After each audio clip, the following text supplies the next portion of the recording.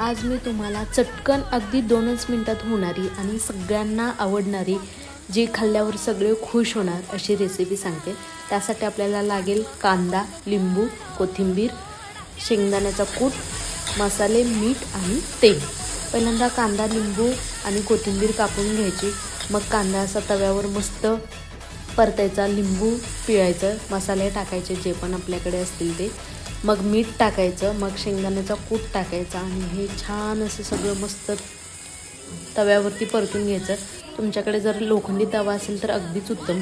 मग कोथिंबीर टाकायची आणि मध्येच माझ्यासारख्या रेसिपीचा व्हिडिओ काढू वाटला तर व्हिडिओ काढायचा आणि भाजीला असा मस्त रंग येतो। मस्त सगळं ते परत 2 मिनटं वाफेवरती परतून घ्यायचं। आणि ही कांद्याची चटणी बाजरीची भाकरी, ज्वारीची भाकरी आणि अगदी चपाती बरोबरही खूप छान लागते। बनवून नक्की ट्राय करा।